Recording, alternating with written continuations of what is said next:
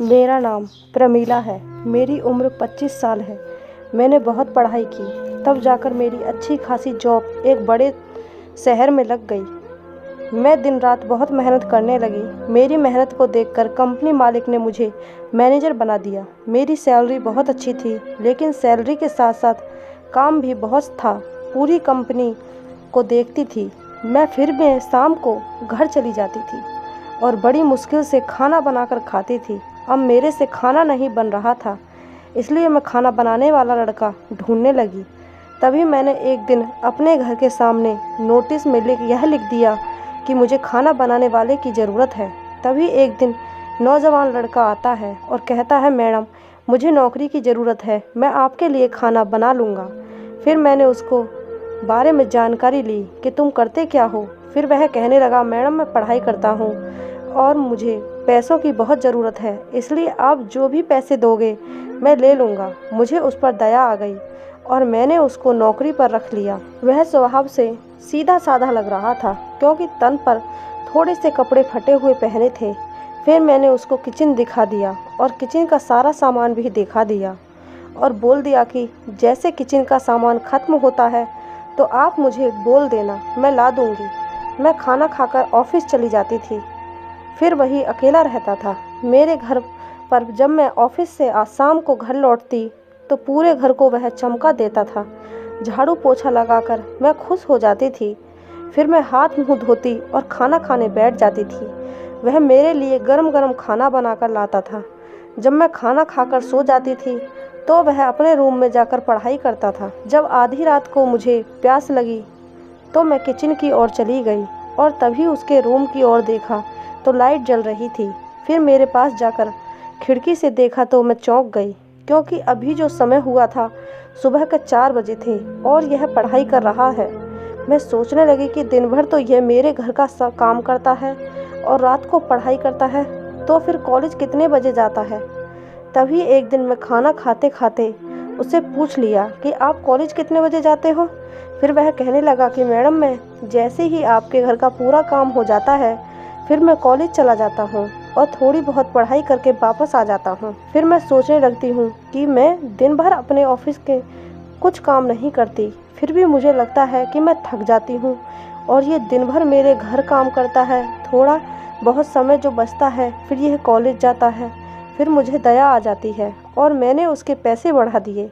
एक दिन मैं बहुत ही स्वादिष्ट खाना बनाया और मैंने इतना खाना खा लिया कि जैसे ही खाना खाया मैं सोने के लिए चली गई और गहरी नींद में सो गई। फिर मैंने एक दिन उसके परिवार के बारे में पूछने लगी कि आपके परिवार में कौन कौन है। तभी वह कहने लगा कि मैडम मेरे बूढ़े माँ बाप और एक छोटा भाई है।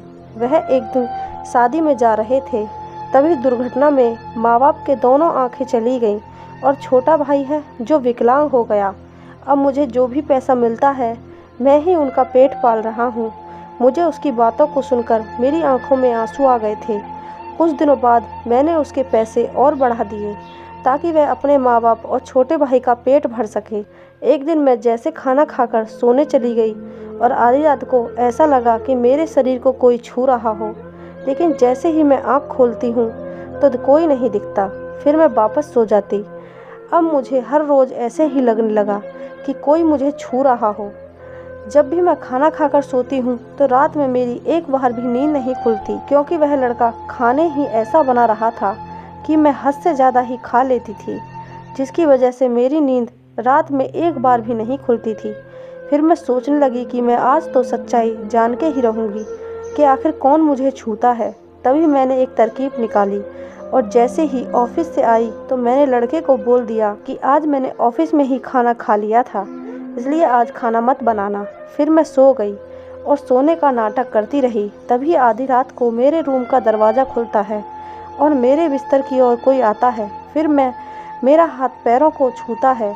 फिर मेरे साथ ऐसी हरकत करने लगता है कि मैं दंग रह गई। मेरी आंखों से आंसू बहने लगे। वह मेरे पैर दबाने लगता है और जब भी वह मेरे पैर दबाता है तो कभी भी नज़र उठाकर मेरी तरफ नहीं देखता है और पैर दबाकर वापस चला जाता है अपने रूम में। फिर एक दिन मेरे पैर दबाते हुए मैंने उसका हाथ पकड़ लिया और कहने लगी कि रहने दो, आप मेरी इतनी सेवा मत करो। क्योंकि आप दिन भर मेरे घर की साफ़ सफाई करते हो और आप थक जाते होंगे। जाओ आप अपने रूम में और जाकर सो जाओ। तभी वह रोने लगता है और कहने लगता है कि मैडम, आप मेरी माँ समान हो, इसलिए मुझे ये सेवा करने दो, क्योंकि अगर आप मुझे नौकरी नहीं देती तो मेरे माँ बाप और मेरा छोटा भाई भूखे मर जाते। आपकी ही देन है कि हम जी रहे हैं और अच्छा खाना खा रहे हैं।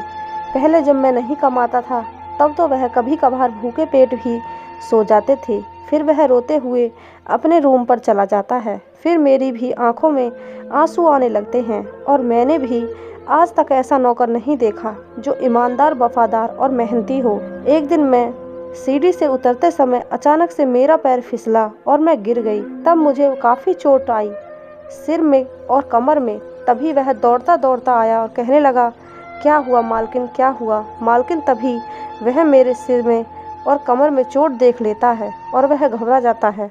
अभी मैं डॉक्टर को फ़ोन करता हूँ, लेकिन डॉक्टर लोग भी फ़ोन नहीं उठा रहे थे। तभी वह मुझे उठाकर एक गाड़ी बुलाता है और हॉस्पिटल मुझे ले जाता है। हॉस्पिटल से जैसे मैंने अपने सभी परिचित लोगों को फ़ोन लगाया, लेकिन एक भी मुझे देखने नहीं आया। मैं रोने लगी। मेरे दोस्त हमेशा बोलते थे कि ज़रूरत पड़े तो एक फ़ोन लगा देना, हम सब आ जाएंगे आपकी मदद करने के लिए, लेकिन वह सब झूठे थे। एक भी नहीं आया मुझे देखने के लिए। यहाँ पर मेरी सेवा करने के लिए मेरे नौकर के अलावा और कोई नहीं था। वह खाना भी नहीं खा रहा था और रोते हुए बोलता है, मालकिन आप बहुत जल्दी ठीक हो जाओगे, आप चिंता मत करो, मैं हूँ ना देखभाल करने के लिए। कुछ दिन हम हॉस्पिटल में रहे, फिर हम कुछ दिन बाद घर चले गए। तभी मैं दूसरे दिन अपने ऑफिस गई तो सभी मेरे दोस्तों बहाना बनाने लगे, ये हमारा ज़रूरी काम आ गया था, इसलिए आपसे मिलने हम नहीं आ पाए। मैं समझ गई थी कि ये सब दिखावटी कर रहे हैं। मैं ऑफिस से घर आ गई। फिर रात को खाना खाने के बाद सोचने लगी, जिन दोस्तों पर मैं आंख बंद करके भरोसा करती थी, उन्होंने एक बार भी हॉस्पिटल में मेरे हालचाल पूछने नहीं आए। और एक यह लड़का जो मेरे यहाँ काम करता है, इसको मैं सही ढंग से जानती भी नहीं, फिर भी है रात भर मेरे साथ रहा, मेरी चिंता करने लगा और खाना भी नहीं खाया। तो देखे जाए तो सच्चा दोस्त तो यही है, और जिसे मैं दिल से चाहती थी, शादी करना चाहते थे, उन्होंने मुझे एक बार भी फ़ोन तक नहीं करा। ऐसे लोगों के लिए मेरे दिल में कोई जगह नहीं है। फिर मैं ऑफिस जाती और अपने काम से काम रखती, किसी से ज़्यादा बात नहीं करती। अब मुझे धीरे धीरे मेरे यहाँ जो लड़का था उससे प्यार होने लगा। अब मैं उससे झाड़ू पोछा नहीं लगवाती थी, सिर्फ उसको मैं ऑफिस तक कार चला के ले जाता और वापस लाता, यही उसका काम था। झाड़ू पोछे के लिए मैंने अलग से एक काम वाली लगा दी थी।